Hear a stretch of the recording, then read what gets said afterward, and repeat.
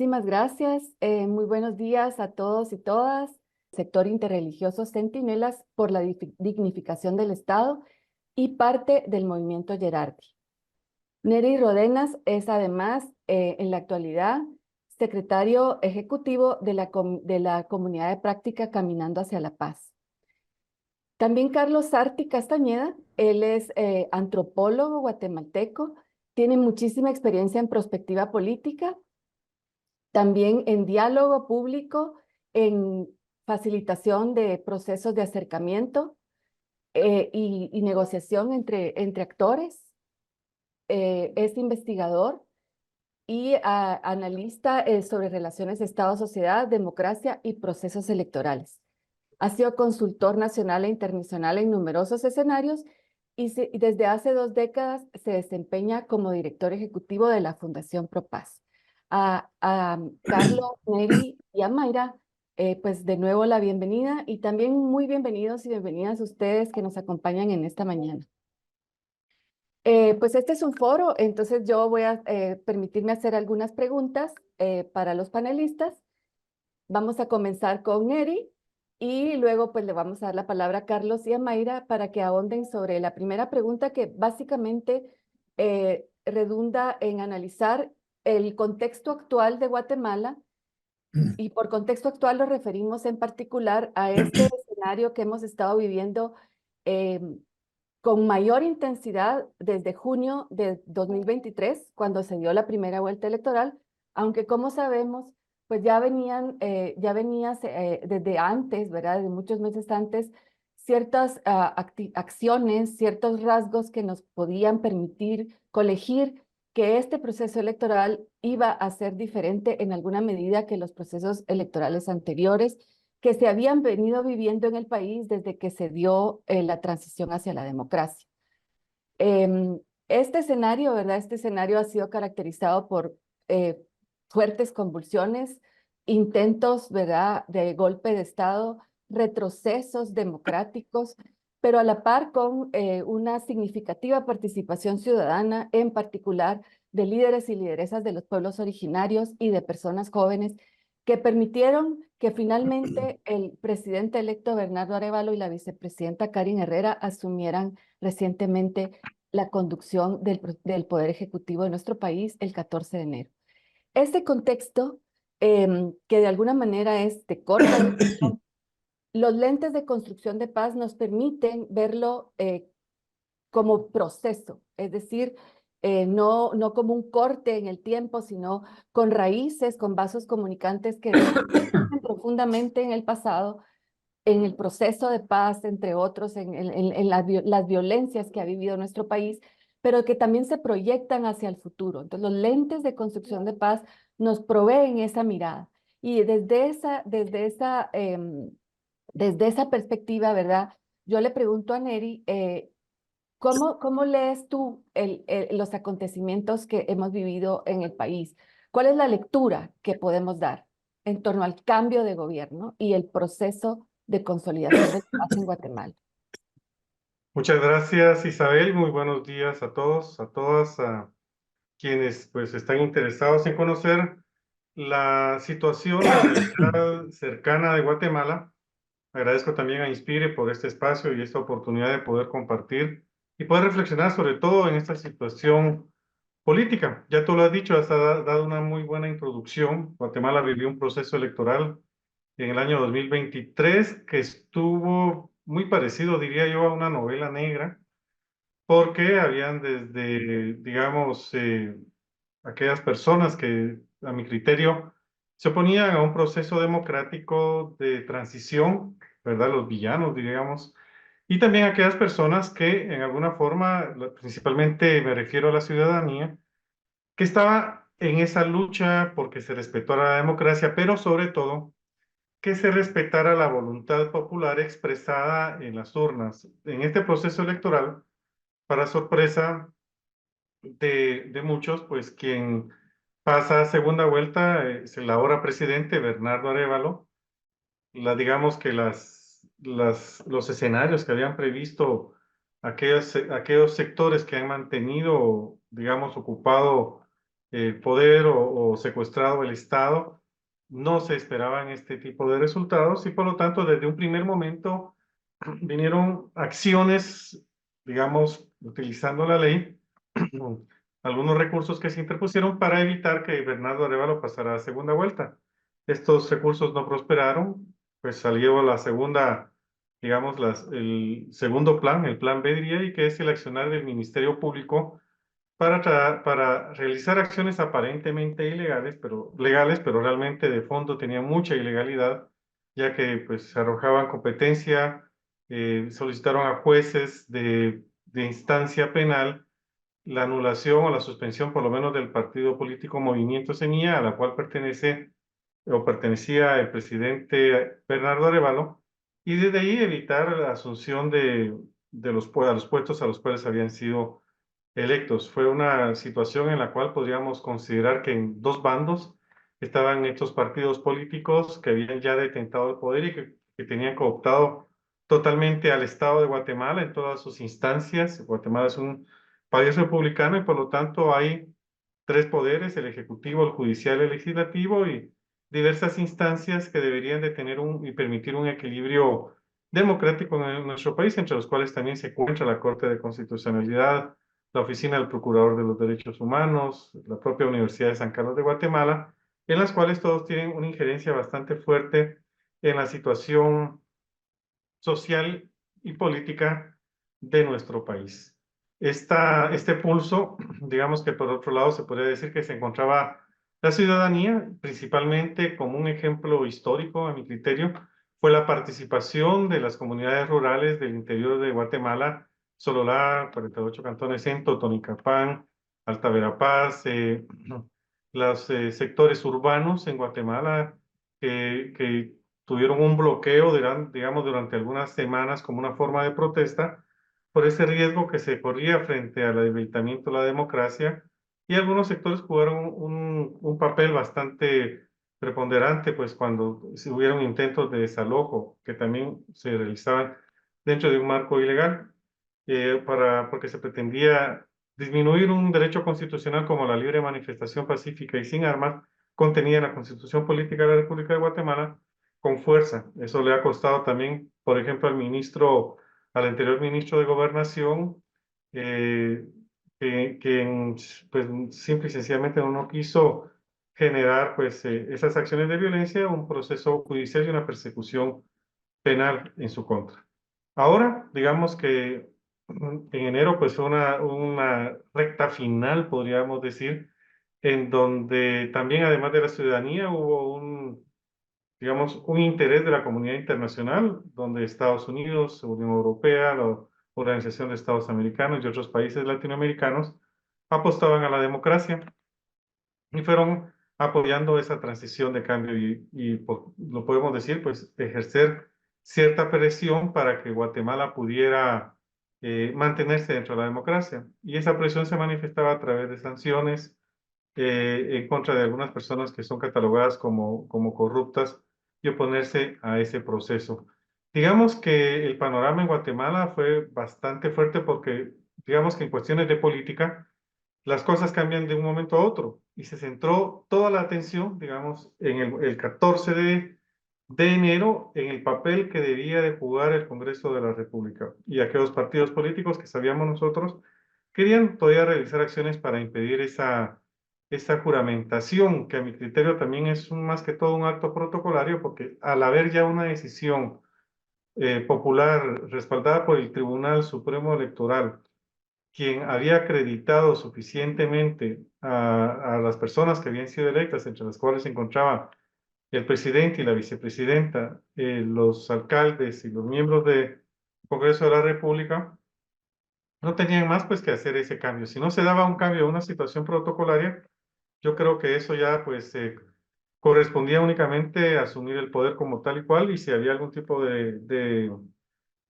resistencia, pues existían también mecanismos legales para poderlo asumir como tal. Sin embargo, esta asunción de poder se da después de la medianoche, ya el lunes 15 el lunes 15 de enero, y creo yo pues, que fue ya una muestra de democracia. Quiero resaltar acá el papel cívico realizado principalmente por la sociedad civil, pero también por aquellas personas que en alguna forma apoyaron este proceso. Estamos nosotros ya en ese cambio, digamos, de gobierno, en las cuales nosotros esperamos que por lo menos se den todas aquellas promesas y acciones que se dieron durante el proceso electoral, en los cuales pues, tiene que haber precisamente un combate directo contra la corrupción. Muy bien. Digamos que en alguna forma se perdió por parte de estas personas una primera lucha, digamos, esa situación de la corrupción, digamos que si no se hubiera dado ese cambio, nos encontraríamos nosotros frente a un escenario bastante oscuro, bastante negro, en el cual, pues definitivamente la democracia se hubiera debilitado totalmente, una situación total de ingobernabilidad, una transición que no sabemos cuál se hubiera dado, pero se tenía que se hubiera dado pues a través de estos partidos políticos que no querían soltar el poder y que querían mantener sus privilegios y gozar de esa situación que les proveía el Estado para mantener sus negocios oscuros, no tener ningún tipo de proceso judicial Sí. que les pudiera perseguir. Entonces, digamos que así a grandes rasgos es la situación de Guatemala y no sé, que tal vez los colegas pueden ahondar un poquito más en esto. Claro que sí, Neri. Muchas gracias.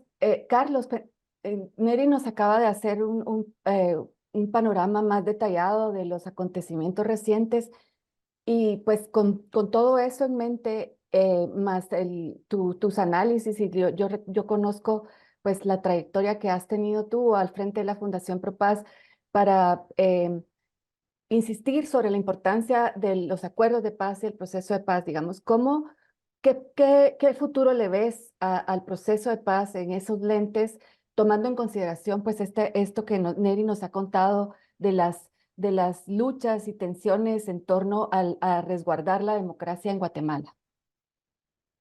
Ok. Gracias primero, Isabel, por la invitación y qué bueno compartir con Mayra, con Neri y contigo también, ¿no? Yo voy a hacer un poquito, creo que lo que ya planteó Neri es las líneas generales de lo que estamos viviendo y las posibles perspectivas. Pero si uno se sitúa con los lentes de construcción de paz, que tiene que ver con una visión de largo plazo, lo que yo llamo la crisis de 2023, que como tú dices, se agudiza en junio del año pasado y se desemboca actual el 14 de enero, es un periodo de una transición estratégica y no un periodo de lo cotidiano. Transición estratégica porque encontramos uno de los rasgos que tiene esta crisis es que se condensa la historia. La historia aparece, digamos, en la crisis con nuevos protagonistas, aparece el pasado también cuando hay un rescate del arevalismo, hay una conectividad con la Revolución Democrática del 44. Y eso lo vemos en las calles, lo vimos en las calles, ¿no? Esos señores que decían, yo voté por Arévalo, yo voy a votar por su hijo, o gente que tenía en la memoria. Entonces, los valores de la revolución del 44 reaparecen de nuevo el espíritu de los acuerdos de paz en otras formas y con otras tonalidades, y también reaparece ese movimiento democrático guatemalteco que se ha expresado en otros momentos y que ahora, como decía un trabajo de Marta Casaus, no nos vieron venir.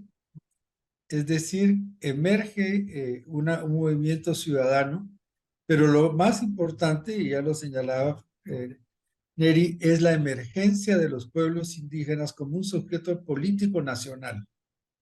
Los pueblos indígenas anteriormente luchaban por sus derechos culturales, por el municipio, por la comunidad, por los territorios, pero ahora se echaron a tuto a Guatemala, por decirlo de alguna forma. Tienen una visión nacional y asumen esa responsabilidad de conducción del país y de incidencia. Y eso fue lo que le dio un matiz novedoso, digamos, a esta crisis. También esta crisis develó el deterioro del Estado guatemalteco. Es impresionante, digamos, cuando uno habla con personas de otros países, pero ¿cómo es posible que una fiscal pueda y su equipo pueda frenar procesos o malverse o no permita que se desarrollen procesos más democráticos. Y para muestra un botón, el día de hoy, pues la misma majadería de que no hacer caso, yo soy autónomo, soy independiente.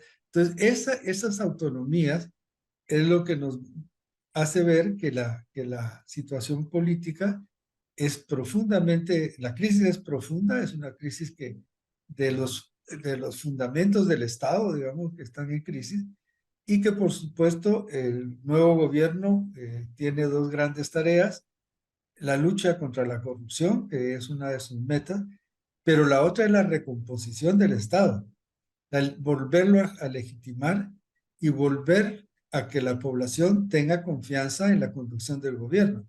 Ahorita nadie tiene confianza en en el actual, el anterior gobierno. Entonces, desde esta perspectiva de la paz, habría que puntualizar que la paz es una relación social, no es una meta y que se llega y hace como, sino que se construye todos los días y en la cotidianidad de las dimensión económica, política, no culturales. Entonces, si es una relación social, va a tener mayor manifestación cuando hay equilibrio y armonía en la sociedad. Y ese es un poco el reto que tiene el nuevo gobierno. ¿Cómo volver a rearticular las relaciones que son las que van definiendo, digamos, la pauta de la marcha de los acontecimientos? Y en ese sentido también la relación entre el Estado, el gobierno y la sociedad en sus distintas manifestaciones es el punto que nos va a ir bien marcando si vamos logrando nuevos espacios, después nuevos momentos, eh, nuevos lugares de encuentro, si se reactiva una esfera pública vigorosa, si se renuevan los diálogos estratégicos y los diálogos cotidianos también, que es una de las líneas también de trabajo de Arevalo y del Partido Semilla en su programa de gobierno. Entonces, estamos en un momento de mucha inflexión en el cual coexiste, digamos, yo lo ubico tres tendencias políticas que se están disputando ahorita la cancha en Guatemala. La tendencia hacia la recomposición conservadora del sistema político en clave de neoliberalismo, es decir, los corruptos y sus aliados empresariales, militares y eventualmente hasta del crimen organizado, están van a hacer todo lo posible por boicotear el gobierno de Arévalo y también marginar al partido Semilla en el Congreso. Y entonces están preparándose y no han cejado van a salir con un montón de nuevas tácticas, provocaciones, denuncias, que va a ser un ambiente muy tenso. Pero también en la crisis vimos que aparece y se profundiza la tendencia hacia una mayor democratización y justicia social. Es decir, diversos sectores de la población y aquí también de pueblos indígenas. Carlos, cerraste tu micrófono, disculpa. Carlos, cerraste tu micrófono. Ay, perdón, Ahora sí, ya. sí, ya. No, decía que la otra tendencia es la tendencia hacia la democratización, que en estas coyunturas pues la encabeza el gobierno de Arévalo y la alianza de partidos y principalmente los partidos democráticos en el Congreso, y esta también va a tener que luchar, conquistar la opinión pública que está expectante ante todo. Es una opinión pública crítica y eso es un rasgo que lo han señalado, que por lo menos los pueblos indígenas dicen vamos a apoyar al gobierno, pero en la medida que responda a los intereses nacionales. Y en ese sentido está esta tendencia. La otra tendencia es una tendencia muy débil actualmente, pero con proyección histórica, que es la tendencia hacia la transformación del actual sistema político. Es decir, ya no estar en el juego democrático electoral, sino hacer planteamientos que van más allá a través de una nueva constitución, la construcción de un Estado multicultural, etc.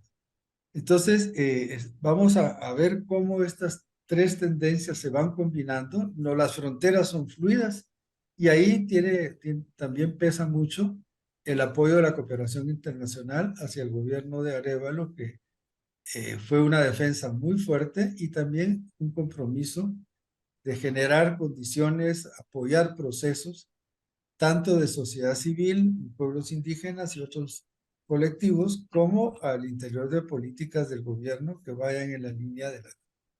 Entonces, la crisis va a seguir, estamos en esta transición estratégica, pero cada vez hay más claridad de quiénes son los actores que empujan hacia adelante, quiénes son los que obstaculizan, y en esa medida, pues la lectura que se pueda tener puede ser un poco más rica en el sentido de ver cuáles son los caminos que hay que seguir. Muy bien, gracias Carlos por pintarnos el panorama de esas tres tendencias con tanta claridad.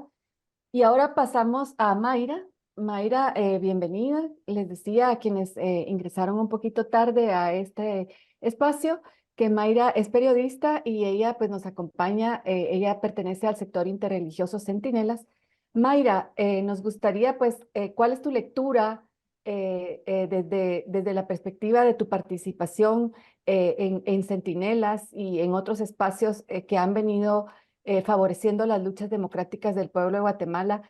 ¿Cuál es tu lectura de este contexto que estamos viviendo desde una perspectiva de un poquito más larga duración que nos permita ir encontrando asideros para pues, consolidar procesos positivos y transformadores para nuestro país? Muchas gracias, Isabel. Mucho gusto de estar en esta conversación con nuestros amigos Carlos y Neri. Y muchas gracias también a Inspire por generar el espacio y a ustedes por estar en este diálogo. Desde Centinelas compartimos mucho de lo que ya Carlos y Neri han dicho. Creemos que la coyuntura, digamos, que inició el año pasado, bueno, a principio de año, eh, cuando recién empezaba el proceso electoral, realmente éramos muchos los sectores que estábamos como con mucha apatía, con mucha preocupación de lo que se veía venir, ¿verdad? En el proceso electoral, un proceso electoral que se daba en un sistema eh, con una institucionalidad totalmente cooptada, como ya se ha dicho, y sin embargo, como se fueron dando los acontecimientos, como se fue desenvolviendo la coyuntura y como fueron posicionándose los actores, pues resultamos en un enero 2024 con signos de esperanza, creo yo. Y yo voy a abordarlo un poco por ahí, como esta coyuntura que se dio con el protagonismo fundamental de las autoridades ancestrales y comunitarias, específicamente de 7 pueblos, pero que se sumaron y que fueron y que fue una gesta histórica sostenida por guatemaltecos dentro y fuera de la ciudad, del país y por la comunidad internacional. Creo que desde ahí vamos viendo ya esta asunción o este reconocimiento de los pueblos indígenas, de los pueblos originarios, como actores fundamentales en la construcción de nuevas realidades para nuestro país y concretamente en la coyuntura que vivimos, en la defensa del voto, en la defensa de la democracia, que ha sido reducida a eso, ¿verdad? Al voto, y que hasta eso, pues estuvo en peligro, y ha estado en peligro y estuvo en peligro la voluntad popular, el respeto de la voluntad popular, hasta el último minuto del 14 de enero, ¿verdad? Entonces, empezar por eso, por el reconocimiento del liderazgo de las autoridades ancestrales, de las autoridades comunitarias, de los pueblos, y reconocer también que en este proceso pudimos ver un poco más de cerca de las formas de organización comunitaria que seguramente ha sido lo que ha permitido también la resistencia, la resiliencia de los pueblos y que ahora pudimos conocer un poquito más a partir de cómo actuaron y de cómo se movilizaron para liderar esta gesta histórica de defensa de la democracia. Entonces, en una primera cosa como decir esto, luego creo que es importante también que en esta composición, digamos, de lo que queda de aquí para el futuro, que comparto también, compartimos en Centinelas, que se viene si bien es cierto, tenemos el piso, ¿verdad? La democracia, si bien es cierto, se logró este cambio de gobierno a nivel del Ejecutivo, también es cierto que pesan, digamos, ahí estos actores antidemocráticos que no están dispuestos a perder privilegios, que no están dispuestos a ceder mínimamente, ¿verdad? El poder y que están dispuestos a seguir aún con las formas más burdas de aferrarse, ¿verdad? Y de no perder espacios a nivel de institucionalidad. Eso lo estamos viendo justamente ya con situaciones que incluso se han dado hoy en la mañana y que seguramente vamos a seguir viendo. Se están organizando y no dudamos, ¿verdad? Que están reestructurándose también y están viendo cómo eh, reconfigurarse para poder recuperar mínimamente lo que han perdido a base de mucha organización comunitaria, ¿verdad? Entonces, eso también es una situación que tenemos ahí. En esa misma línea es importante mencionar, creo yo, que el tema de la criminalización es un tema que sigue estando muy presente también en esta coyuntura, que nos preocupa mucho en esta nueva coyuntura, porque la criminalización que ha afectado en un primer momento de la historia, digamos, a defensoras y defensoras de territorio, y que se ha ido expandiendo a activistas de derechos humanos, a periodistas, a operadores de justicia, al mismo partido Semilla, ¿verdad? Y a cualquier voz disidente o que denuncia a las estructuras actuales y las mafias enquistadas en el poder, vemos que esta tendencia pues se va a mantener, ¿verdad? Y eso también es una situación del contexto que nos preocupa y que creemos que necesitamos seguir abordando. Por otro lado, sí nos da como mucha esperanza estas nuevas formas que creemos que necesitamos seguir aprendiendo de las comunidades, de la organización comunitaria de los pueblos indígenas y de sus autoridades ancestrales y comunitarias. Esa forma de ser y hacer comunidad, de sentir, digamos, en la cotidianidad como a nivel a nivel política, cómo los cambios en la política pueden afectar directamente en la cotidianidad y organizarse en función de velar por el bien común, de velar por la vida y por la dignidad, por la democracia. Creo que eso pasa por seguir aprendiendo de la comunidad y a cómo construir comunidad. Y creo también que en ese proceso de aprendizaje que necesitamos tener todos los actores y sectores que hemos también sumado y hemos estado en estos procesos de lucha por la paz, por la justicia, por la democracia, necesitamos como ir encontrando esas formas de conexión, de aprendizaje. Y por supuesto, esas formas de aprendizaje que fueron muy puestas de manifiesto en las jornadas de protesta social de octubre, de estos 106 días de manifestación pacífica, de resistencia pacífica en defensa de la democracia, creo que fueron marcadas fundamentalmente, o que pudimos ver cambios ya en esas formas de manifestación y de protesta social eh, y que fue liderada por las autoridades ancestrales y comunitarias. Y parte de esos cambios tiene que ver con la profunda convicción de ser movimientos pacíficos, ¿verdad? En donde ni siquiera los empapelados o a las pintas que muchas veces se acostumbran también como parte legítima de la protesta social, pues cupieron, ¿verdad? Es una forma, una nueva forma también de protesta.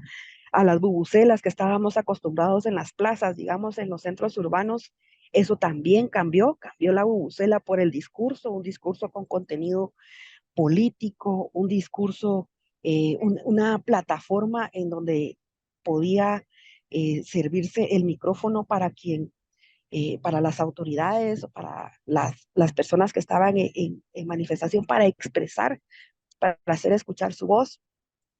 Creo que también esa es otra forma de, de, de, Ujú.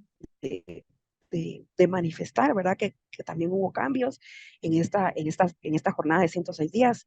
El hecho también de ir con las caras descubiertas, ¿verdad? Y con esa dignidad que los pueblos decían, ¿verdad? Vamos, aquí estamos para defender la democracia, lo estamos haciendo de forma pacífica.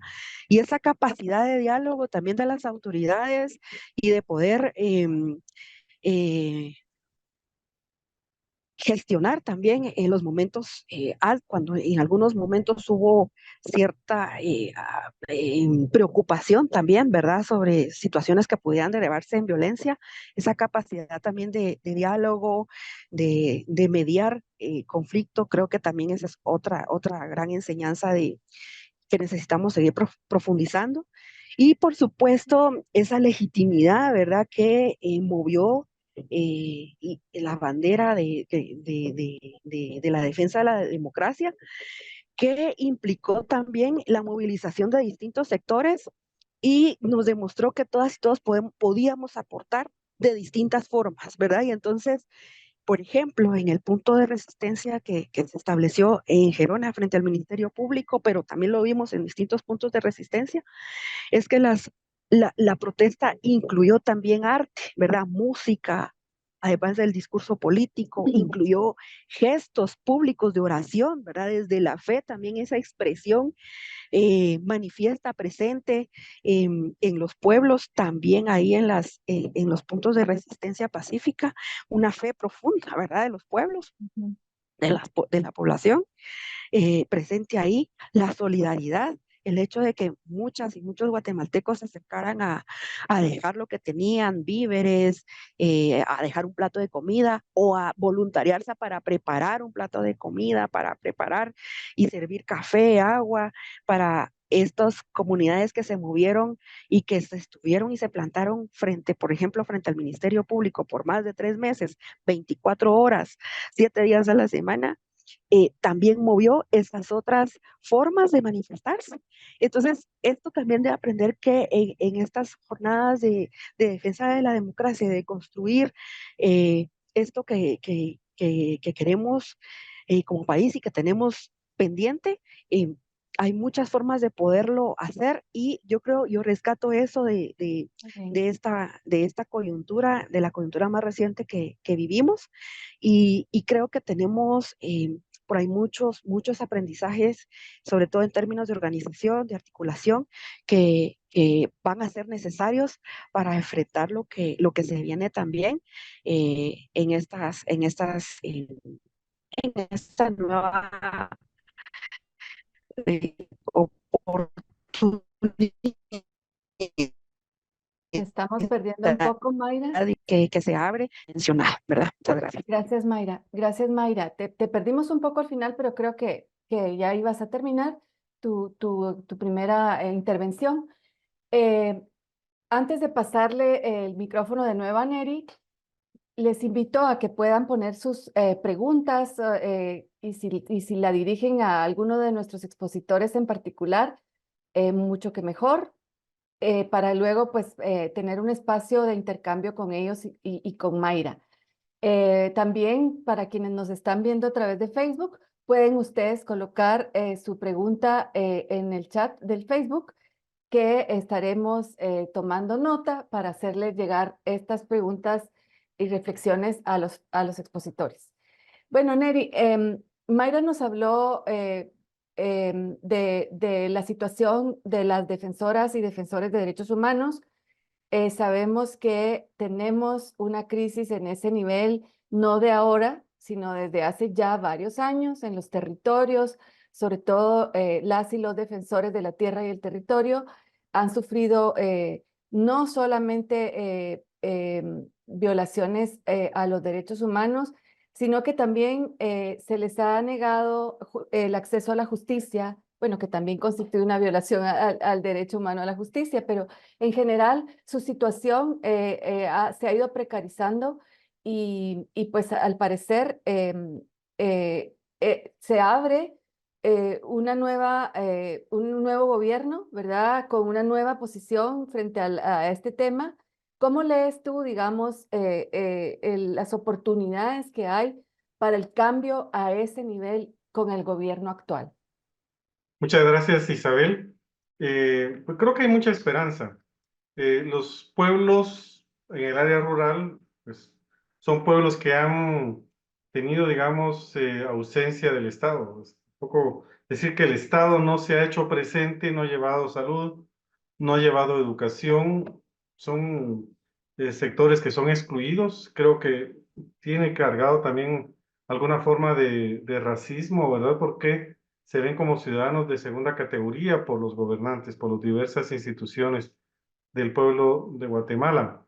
Creo que, pues digamos que ahora es un poco más de una semana, unos 10 días que tendrá el nuevo gobierno, que ha asumido y ya se han hecho algunas giras en el interior. Conocimos por los medios de comunicación que el presidente Bernardo Arevalo pues ya visitó Sololá, que es una región con presencia de la etnia Cachiquel, también de la etnia Sotujil, quienes estuvieron también jugando un papel bastante preponderante en el tema de las manifestaciones que se realizaron y una presencia constante en frente del Ministerio Público.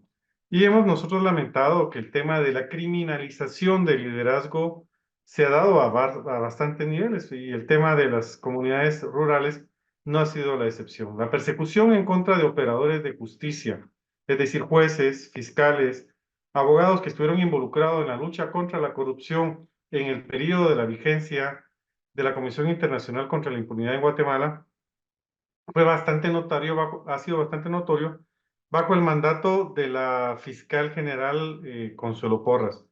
La persecución en contra de periodistas quienes han expresado o han criticado pues el sistema, la forma de gobierno, también se ha hecho sentir. Nuevamente es el Ministerio Público quien juega un papel bastante triste en este proceso, y contra defensores y derechos humanos, defensores de derechos humanos también se ha dado, no digamos contra los que ya he mencionado, contra los pueblos indígenas.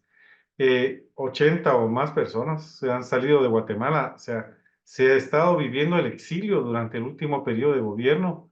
Yo me acuerdo que cuando se hacían los análisis al principio del gobierno de Yamatei, entre los escenarios que se planteaban, existía la posibilidad de la persecución y la criminalización.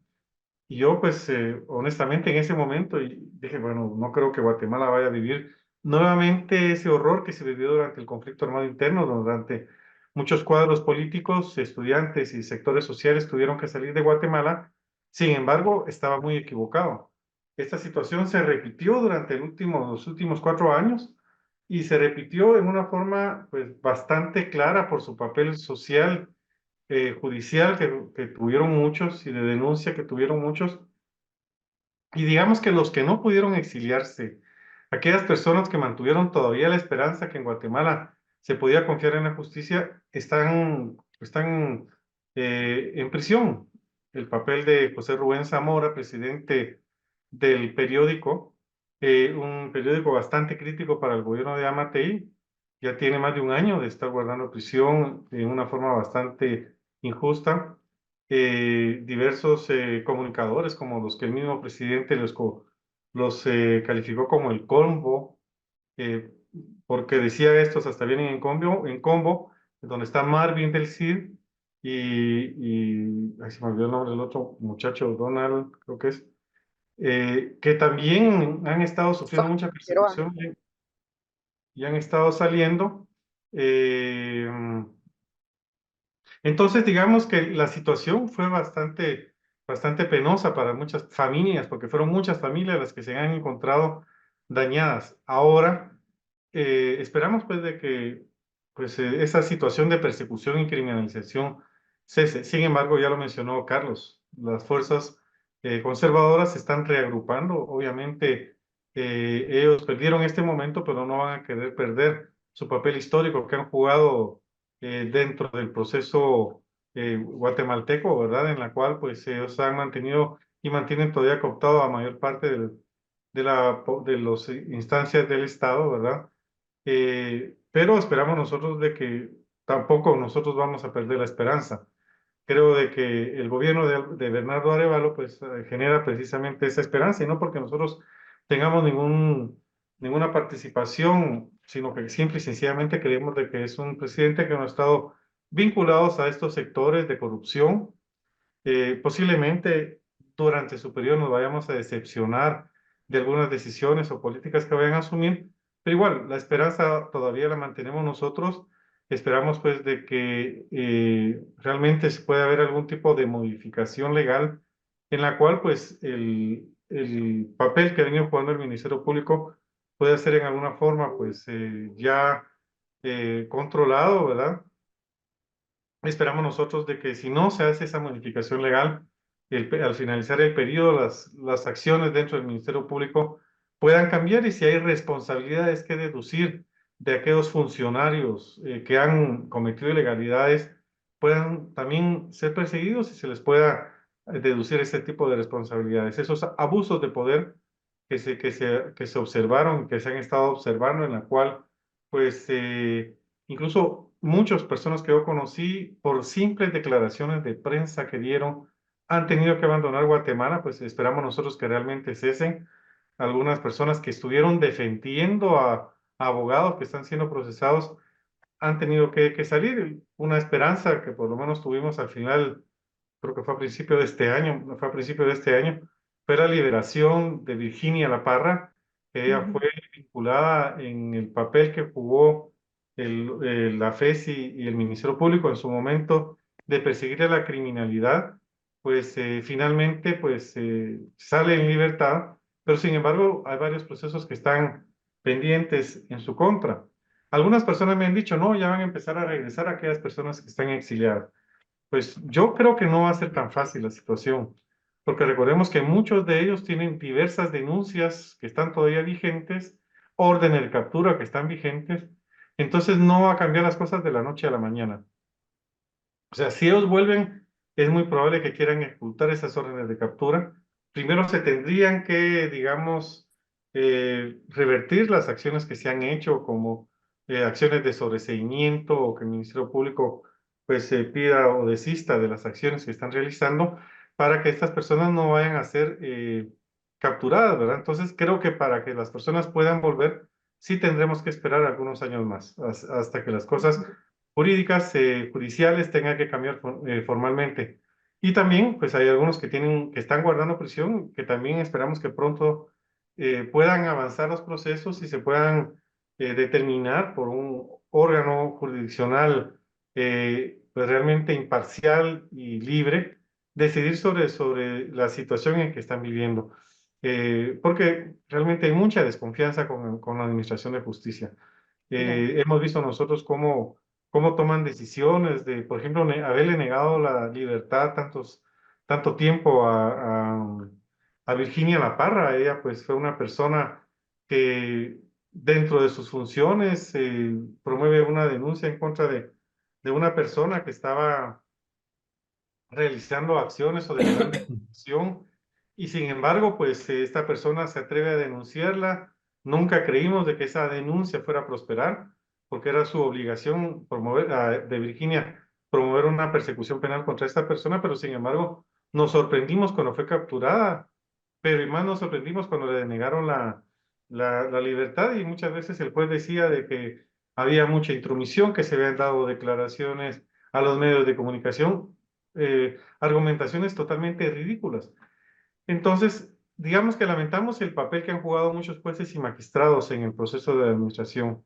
Este año van a haber algunos cambios, o sea, después de tener cerca de 4 años, la anterior Corte Suprema de Justicia, haber abusado del periodo que tenían que haber cambiado, pues hubo un cambio de último momento. Creo que fue algún tipo de estrategia que querían hacer para seguir obstaculizando el proceso de toma de posesión de Bernardo Arévalo, pero este año se tendrá que elegir la nueva Corte Suprema de Justicia y magistrados de las Cortes de Apelaciones. Sabemos que ahí se van a jugar muchísimos intereses también, que van a haber muchas negociaciones oscuras, pero pues creemos nosotros de que realmente vamos a exigir por lo menos que haya transparencia y publicidad con respecto a la promoción, a la situación de esos cambios.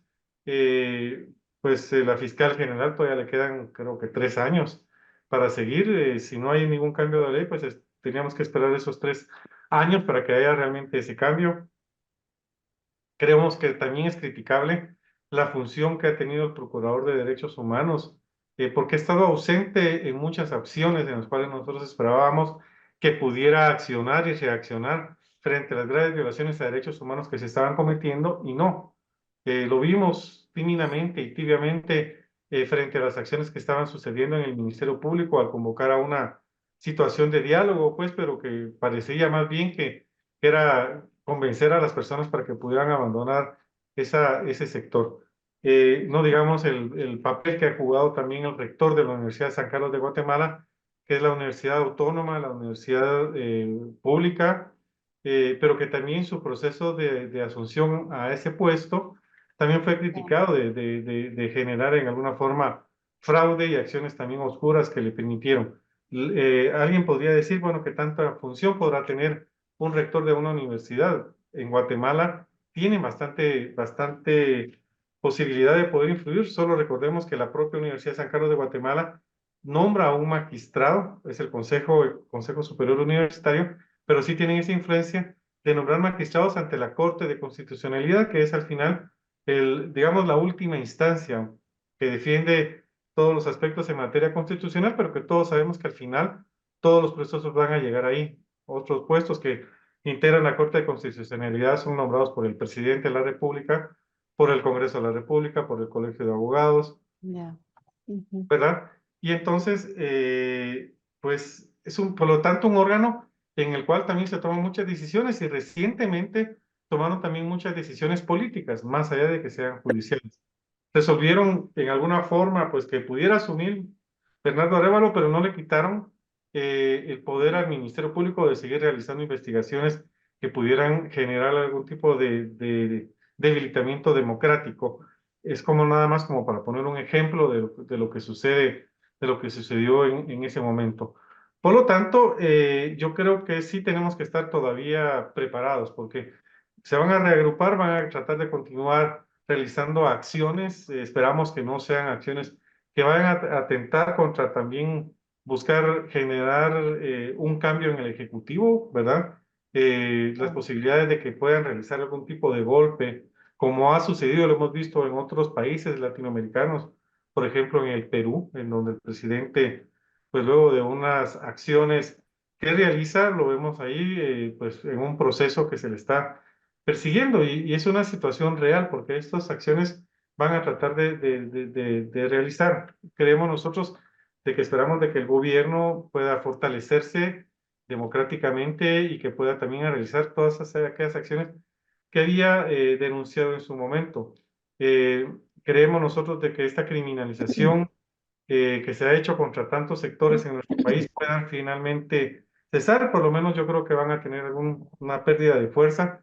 Esperamos de que la Policía Nacional Civil, que es quien tiene que estar vinculado en muchas de las acciones, no se vaya a prestar a realizar acciones ilegales. Es clara la Constitución Política de la República de Guatemala de que no tenemos obligación de obedecer aquellas órdenes evidentemente ilegales y que en alguna forma pues se han estado dando muy frecuentemente en nuestro país.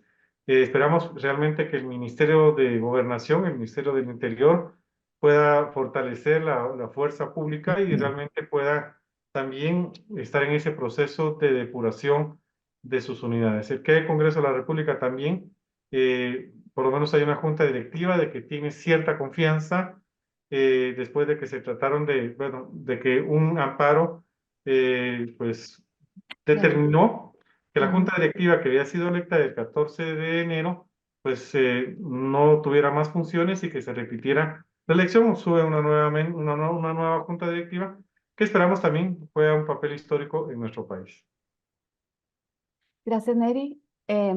Bueno, hay tanto que hablar a partir de lo que dices, pero yo quería ahora no olvidar, digamos, la perspectiva regional o subregional, si se quiere, ¿no? Dado que Inspire, pues es una asociación civil que pues busca abordar los distintos escenarios de donde se requiere trabajar en función de la paz y la no violencia en Mesoamérica.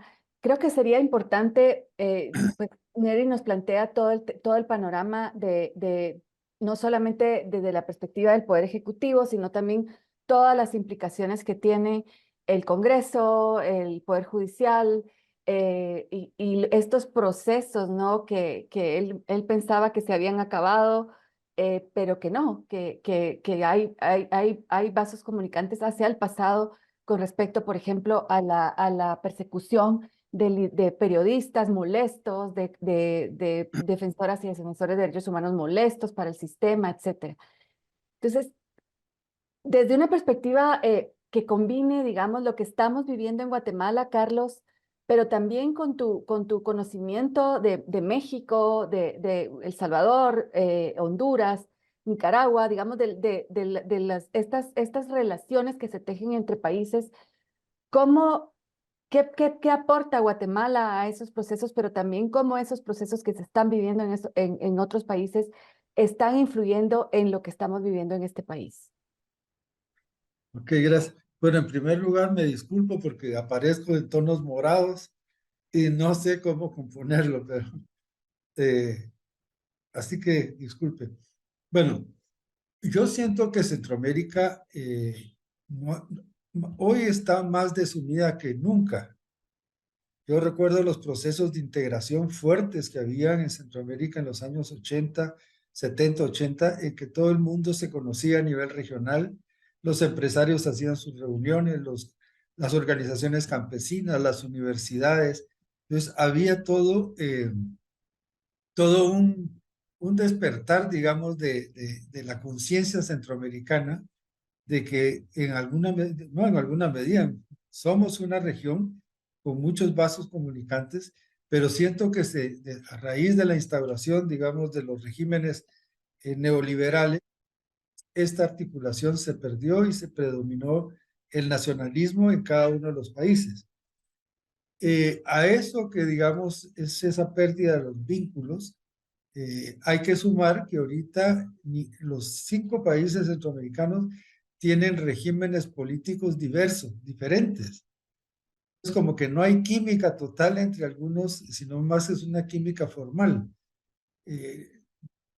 Con un proyecto particular, digamos, igual a presidenta de Honduras, ahora Bernardo, Ortega no se diga, y Costa Rica también con un posicionamiento diverso que va a costar mucho trabajar esa dimensión, pero es fundamental para la viabilidad de Guatemala y de los otros países a nivel mundial, ¿no? O sea, eh, el potencial de mercado incluso que tiene Centroamérica es enorme. Entonces yo creo que a pesar de tal vez la presidenta de Honduras y Bernardo pueden tener mayores afinidades, comenzar a jalar un poquito Centroamérica y también en algunos aspectos puede ser, a pesar del autoritarismo de Bukele, es un presidente muy pragmático y también quiere jugar un rol en Centroamérica. Su ego lo lleva a querer ser también un factor, digamos, en Centroamérica. Y todo esto hace que no los gobiernos estén, digamos, incomunicados en alguna medida.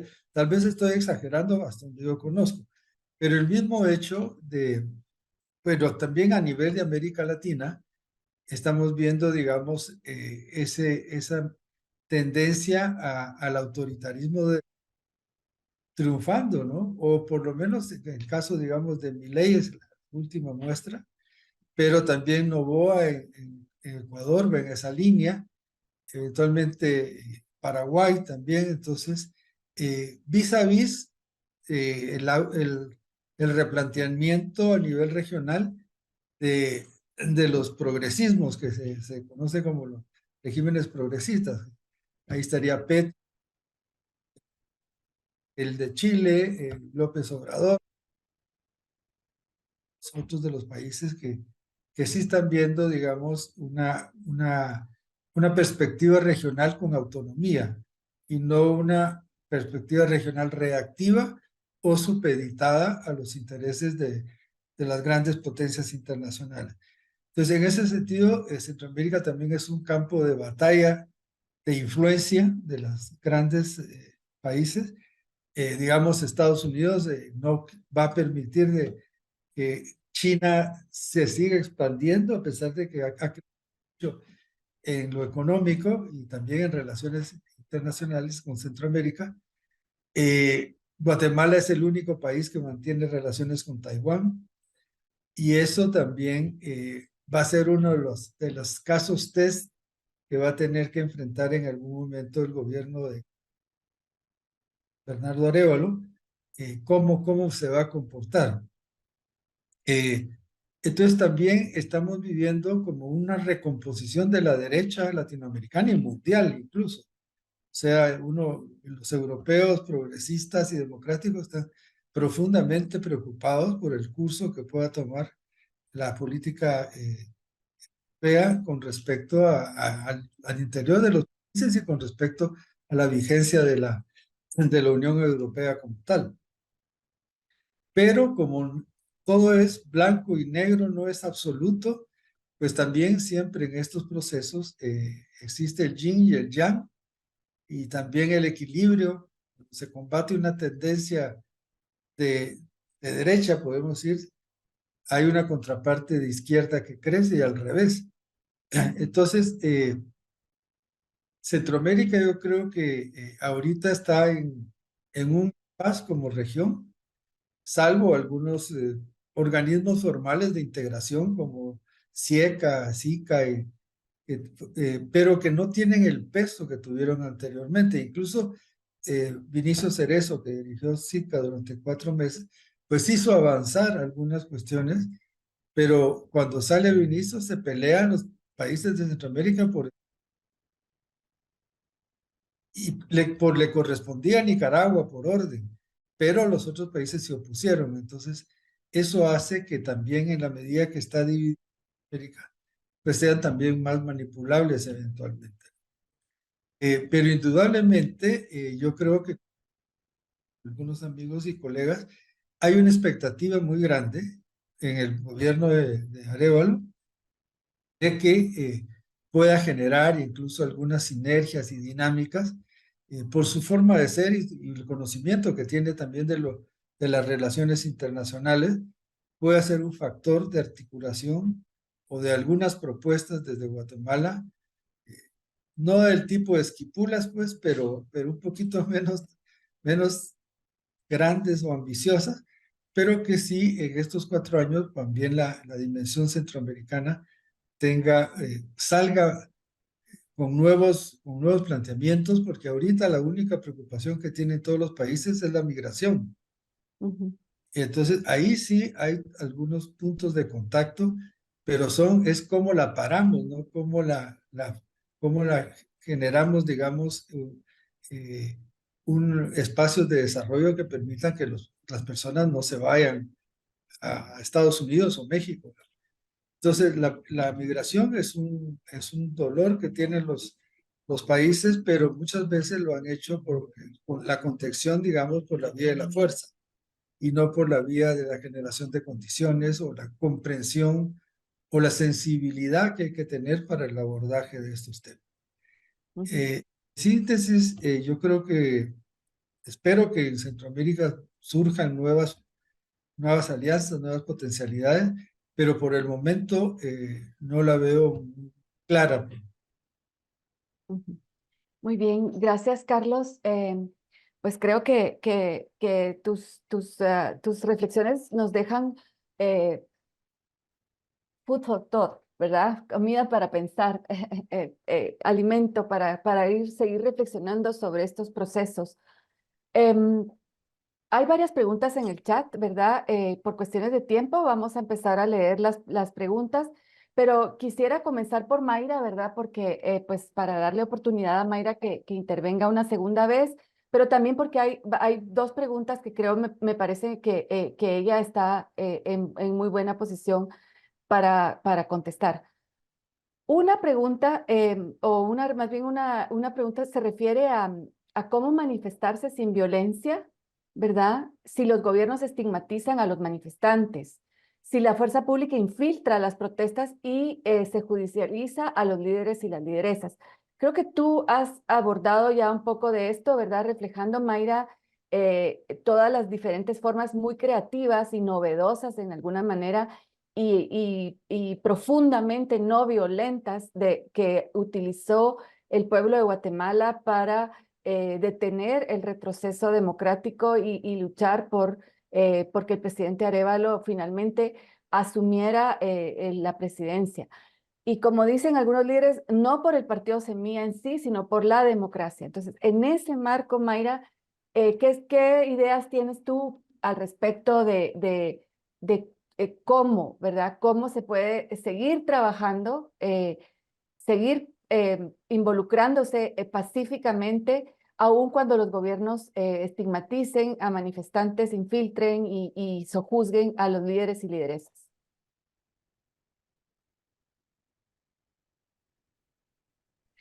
Muchas gracias, Isabel. Bueno, yo también voy a aprovechar para pedir disculpas. Probablemente tenga problemas de señal, pero me estoy movilizando ahora por carretera en transporte público, entonces me disculpo también por esa No te preocupes, situación que entendemos. se me atravesó por ahí. En relación a la pregunta, yo creo que justamente esos son como los desafíos que tenemos a partir de la experiencia que tuvimos en estos 106 días de resistencia, en donde lo que creo yo es que es importante, y es un poco el diálogo que estamos teniendo en Centinelas, es que es importante eh, encontrarnos con estas formas de organización comunitaria que desconocemos, ¿verdad? Que necesitamos profundizar en ese conocimiento, porque pasan mucho por el tema ahí creo yo en el sentir guatemalteco, en la piel de Guatemala, todavía esta herida abierta del conflicto armado, ¿verdad? No han pasado 40 años de, de la firma de los acuerdos de paz. Sin embargo, tampoco es que se ha avanzado mucho, ¿verdad? En los aspectos sustantivos de esta firma. Si bien es cierto, hubo un cese del conflicto armado como tal, del enfrentamiento armado entre dos partes, pero eso tampoco se convirtió en una paz, ¿verdad? Para que se viva en el país, al contrario, el tema de la violencia está, ¿verdad? Presente de múltiples formas, las violencias, mejor dicho. Eh, eh, También ahora con nuevos actores a nivel regional y que en el caso de Guatemala, pues lo vivimos muy de cerca por el desplazamiento también de los carteles del narcotráfico del sur de Estados Unidos, México para acá, ¿verdad? Entonces creo que eso está ahí presente y por eso mismo, por estas violencias que se dan, creo que las comunidades también han ido encontrando formas pacíficas de ir encontrando esos modos de protesta y y es lo que creemos que necesitamos como ir aprendiendo de lo que pudimos ver en las jornadas que hubieron, es justamente el llamado siempre fue a protestar, a manifestarse pacíficamente con los rostros descubiertos, señalando a cualquier persona infiltrada que quisiera provocar violencia, ¿verdad? Como desmarcarse de estos infiltrados, marcándolos, ¿verdad? Ahí señalizándolos. Creo que eso es importante también. Y creo que también desde las comunidades de fe, desde los sectores de fe, desde las iglesias y de las comunidades, desde las distintas espiritualidades, podemos también aportar mucho en un encuentro también con estas esta profundidad de la organización comunitaria y que tiene que ver con el tema de valores, ¿verdad? ¿Cómo podemos actuar desde los valores desde los valores humanos, desde de los valores espirituales, que pasan que compartimos, ¿verdad? La solidaridad, la paz, la justicia, cómo desde las narrativas también de las comunidades de fe, de las iglesias, podemos seguir hablando desde y actuando desde los valores. ¿Cómo podemos tener una participación ciudadana activa desde los valores y el bien común como un valor fundamental de la sociedad, la vida misma, ¿verdad? Y la dignidad humana como esos valores que tenemos que defender. Y Mayra. creo que esto es importante, ¿verdad? En la disputa que se mencionaba de narrativas, porque también es cierto que los sectores antidemocráticos que se han visto o que han sentido, se han sentido afectados con, con los recientes cambios que han habido, que realmente han sido pocos, pero que se han sentido afectados, también es cierto que una narrativa fuerte que están utilizando es la narrativa del temor y del terror, ¿verdad? Y lo están haciendo desde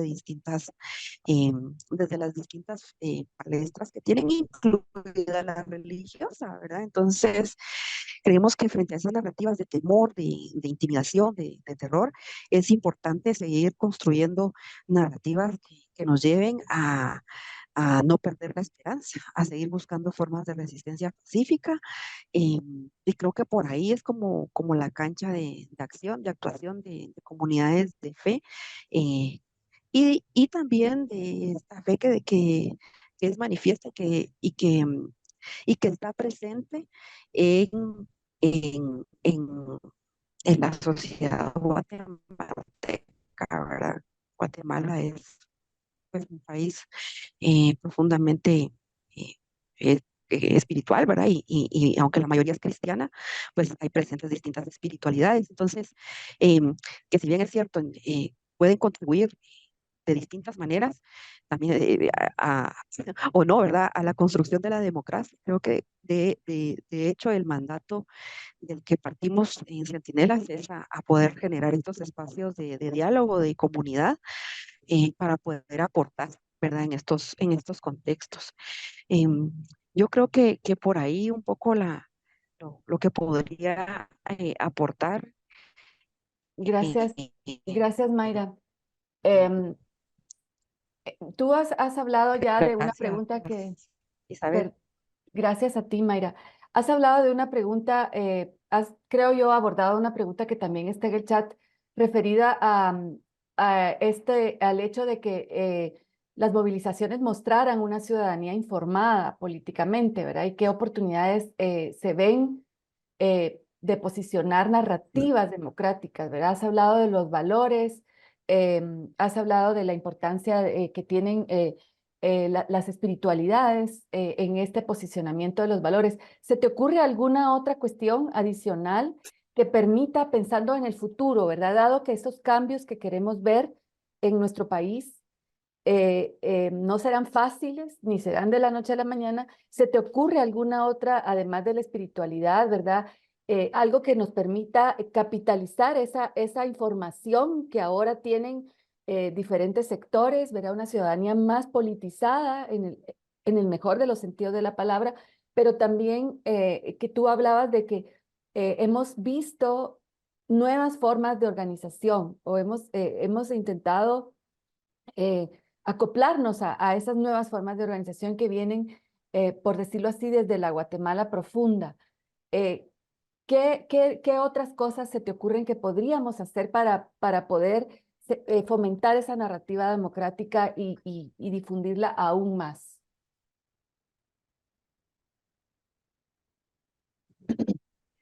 Gracias. Yo voy a partir un poco de un postulado, digamos, que tienen algunos amigos del Instituto 25A que dicen que todo lo cotidiano es político. Y creo que eso es importante resaltarlo dentro de nuestras comunidades. Bueno, lo vamos viendo como actores también de fe todo lo que hagas o dejes de hacer en términos de ejercicio ciudadano impactan eh, directamente, ¿verdad? En la cotidianidad de las personas, las familias y las comunidades. Y creo que esta, ir repolitizándonos en el sentido de generar procesos de formación ciudadana, de profundizar procesos de formación ciudadana, eh, Tal vez impactar apagas también. tu imagen mejor, Mayra. Ah, Ya tenemos poco tiempo, pero si apagas tu imagen es más fácil acá. Gracias. Ajá. Que decía que estos procesos de formación ciudadana que es necesario impulsar pueden impactar también en la necesidad de reorganizarnos, ¿verdad? De volver a las comunidades, a la organización en nuestras comunidades, en estos ejercicios de reencuentro, de diálogo también de acercamiento con la organización comunitaria bueno, en síntesis, el tener a la comunidad como un valor, el volver a hacer comunidad, porque creo que lo que mencionaba Carlos en relación a cómo nos hemos desencontrado a nivel regional, pues ha pasado lo mismo a nivel nacional, ¿verdad? Hemos em, eh, quizás descuidado estos espacios organizativos que necesitamos reactivar o recrear para poder seguir defendiendo la democracia, ¿verdad? Y defendiendo la vida y la dignidad humana en medio de este contexto difícil que vamos a tener, pero con la esperanza de que también se generan nuevas condiciones a partir ya pues, del respeto del voto, por lo menos, ¿verdad? Muchísimas gracias, Mayra. Bueno, vamos entonces a hacerle una pregunta que me parece que la persona más adecuada para contestarla es Neri, ¿verdad? ¿Cómo ves, Neri, el control social que puede realizar la sociedad civil en las elecciones de magistrados de las Cortes? Es decir, pensando en el futuro, lo que toca. Sí, Isabel, yo creo que sí es un papel muy importante y ya se ha jugado. Digamos que la Oficina de Derechos Humanos del Arzobispado de Guatemala forma parte de la Convergencia por los Derechos Humanos. Es una convergencia en la cual se encuentran nos encontramos 9 organizaciones de derechos humanos que hemos estado involucrados. Digamos que hemos estado auditando cada proceso que hay, y no solamente nosotros, hay pues otras entidades como los movimientos que están pues, trabajando en favor de la justicia, pro justicia, donde está también la Fundación Mirna Mac, se llama los amigos y amigas contra la delincuencia y FAS también. Entonces, donde nosotros hacemos una revisión de aquellas propuestas que se hacen y lo hemos hecho en el proceso de la elección de magistrados. En la ley se establece algo que se puede llamar como tacha.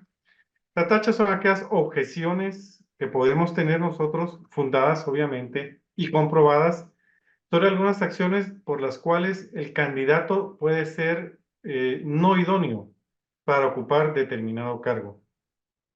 Entonces, cuando se dan estos procesos electorales y se integran las comisiones de postulación, que en el caso de los magistrados, pues de la Corte Suprema de Justicia y de los magistrados de las Cortes de Constitucionalidades, se integran por los decanos de las facultades de Derecho de las diversas universidades, eh, en donde pues reciben todas las propuestas que llegan y que llenen determinados requisitos que se establecen, ¿verdad? Entonces, ellos son los que tienen que calificar sobre la idoneidad o no idoneidad de las propuestas que llegan. Y si organizaciones de la sociedad civil u otras organizaciones tienen alguna manifestación o alguna objeción que hacer en contra de alguna candidatura, pues se proponen. Lamentamos nosotros que en muchos casos pues son precisamente las comisiones de postulación las que digamos que tienen alguna negociación o son las que impulsan determinadas candidaturas. Tanto así que nosotros hemos llegado a bromear que, bueno, si queremos que quede, que determinado candidato o que determinada propuesta quede, nosotros tenemos que tacharla, porque al final son estos a los que terminan eligiendo, como por ejemplo en la Corte de Constitucionalidad, la Convergencia y otras organizaciones tacharon al magistrado, ay, se me olvida el magistrado que está ahorita, que ya había sido magistrado anteriormente, y lo tachamos y efectivamente quedó, que es el candidato de Suri. Ahorita se me olvida el nombre. Entonces, nosotros hacemos esas acciones, ¿verdad? Algunas veces sí se han escuchado nuestras propuestas cuando se da la elección del magistrado de conciencia, que es el procurador de derechos humanos, son los representantes de los partidos políticos electos dentro del Congreso de la República quienes conforman esta comisión de postulación y son hacia ellos quienes se hacen las tachas cuando se tengan algún tipo de procesos. Entonces, digamos que la sociedad civil sí tiene un proceso bastante fuerte, digamos, en estos procesos porque se trata de hacer investigación sobre los anteriores puestos que han ocupado los candidatos a magistrados y se trata de determinar si hay algún tipo de proceso en los cuales se le puede señalar de haber tenido alguna acción inadecuada y que entonces pueda ser sujeto de algún tipo de tacha. Pero digamos que sí es un proceso en el cual se busca participar en una formalmente también, cuando se hacen también aquellos perfiles que se requieren para determinados puestos, también se hace una propuesta, ¿verdad? Para que puedan elegirse de conformidad con la propuesta que se haga. Además de eso, pues también muchas veces se consulta a través de los medios de comunicación sobre la opinión que se pueda tener sobre determinado candidato y obviamente si se tiene alguna observación se hacen, ¿verdad? Ya debido obviamente con la historia que ha tenido el candidato y también sobre pruebas, sobre afirmaciones que se puedan fundar adecuadamente. Por lo tanto, sí es importante el control social de la sociedad civil, la auditoría social que se pueda hacer, las opiniones que se puedan vertir, porque también en alguna forma se trata de influir de que no se elijan candidatos que no tengan el perfil idóneo para determinados puestos que deben de ocupar. Y, Neri, esos procesos suelen ser muy complejos técnicamente. Para el gran público, esto representa un valladar, se alejan del gran público. En breve, por cuestiones de tiempo, ¿qué nos recomiendas tú para que podamos de alguna manera apoyar, digamos, estos procesos de veeduría ciudadana sobre estas elecciones eh, de una forma más ágil y más comprometida? Sí se Así puede en hacer y la breve. sociedad civil lo ha hecho. Nosotros hemos visto cómo diversas organizaciones se han manifestado, personas que vienen del interior y hacen manifestación frente a aquellos lugares en los cuales se va a elegir. Si ahora vienen los magistrados de la Corte Suprema de Justicia, creo que es el momento idóneo para cual puedan llegar las organizaciones de la sociedad civil sin tanta complicación a protestar, a manifestarse públicamente, porque al final también es un derecho constitucional. Ok, muchísimas gracias, Neri. Carlos, desde tu perspectiva como constructor de paz, ¿cuál es el papel que pueden jugar los sectores religiosos? Es una pregunta que nos hace Andrea Guardo en el chat. ¿Qué papel pueden jugar los sectores religiosos en la protección de la democracia? Y tomando en cuenta el periodo gubernamental que nos espera. Bueno, pues mira, a mí me parece que como parte de la crisis que estamos viviendo es la crisis de valores y la crisis del humanismo y de lo civilizatorio, pues los movimientos religiosos tienen, digamos, todo el background moral y ético como para ahondar y generar, digamos, nuevos acercamientos, nuevos contactos que vayan más allá de los mismos. No se trata de recomponer a los que ya estamos convencidos, por decirlo de alguna forma, sino cómo este mensaje religioso se convierte, digamos, en un mensaje laico también, y no solamente al interior, digamos, de las iglesias o de los grupos organizados, que son muy válidos y por supuesto son los que llevan un poco la batalla, pero cómo sensibilizar en la ética y en la moral. Creo que ahí hay un gran papel de los grupos religiosos porque es su vocación, pues, o sea, no le vamos a pedir esto tal vez a la Asociación de Productores de Papa de algún lugar, porque sería más complejo, pero sí cómo rearticular esa sensibilidad o ese sentido común ético y moral y la esperanza también. Yo creo que ahorita uno de los campos de batalla es ese desquiciamiento que hay, ¿no? Cuando la sociedad se ha vuelto líquida y el Estado líquido, como dice Bauman, cuando las estructuras no se encuentran, hay que rearticular la institucionalidad, hay que rearticular todos los espacios de esfera pública, todos los contactos que pues, se pueda tener, que son válidos, entre más gente se siente a dialogar o solo simplemente a conversar, eso es positivo. Y yo creo tener una actitud de crítica constructiva con el gobierno. Yo creo que no podemos dejar solo al gobierno de Bernardo Arévalo, como que esta es la batalla del gobierno y nosotros es otra, sino ver cuáles son, desde el punto de vista, sin perder los intereses particulares y sin convertirse en una sociedad civil del gobierno, sí tener esa base social que nosotros lo vivimos en los acuerdos de paz, que no hubo la base social para los acuerdos de paz. Entonces los acuerdos de paz se quedaron como acuerdos de Estado y o de políticas públicas. Entonces, vivir el momento, clarificar el momento, creo yo que puede ser un campo más allá de su línea tradicional de los movimientos sociales y además porque tienen mucho contacto. Yo creo que los movimientos sociales tienen mucha raigambre.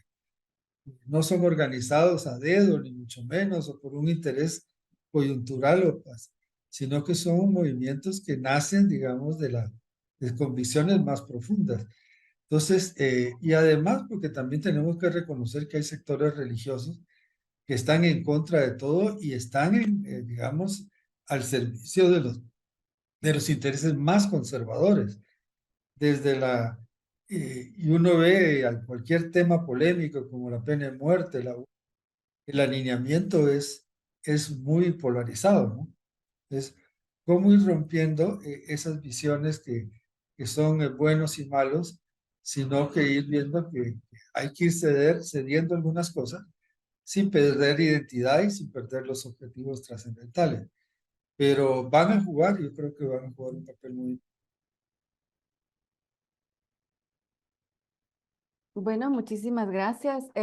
Pues por cuestiones de tiempo hemos llegado prácticamente al fin de este encuentro. Quiero agradecerles muchísimo a Neri, a Carlos y a Mayra, y también, por supuesto, a ustedes que se tomaron unos minutos de su tiempo en sus ocupadas agendas para acompañarnos. No quiero cerrar sin dejar la reflexión en torno a esta palabra que Carlos utilizó en su última intervención y que es la esperanza. Como constructores y constructoras de paz, reconocemos el pasado, sabemos que las violencias están profundamente arraigadas en las relaciones humanas, en sociedades polarizadas, ¿verdad? Y que estos sistemas neoliberales han tendido a exacerbar al fomentar el individualismo a ultranza, ¿no?